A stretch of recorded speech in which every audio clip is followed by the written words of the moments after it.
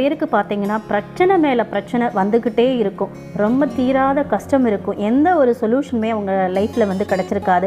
அந்த மாதிரி தீராத கஷ்டமா இருந்தாலும் சரி, தீராத நோயா இருந்தாலும் சரி, தீராத மனக்கஷ்டம், பணக்கஷ்டம், எப்படிப்பட்ட கஷ்டமா இருந்தாலும் சரி, அதற்கும் வாராகி அம்மனுடைய ஒரு சிறப்பான வழிபாடு இருக்கு.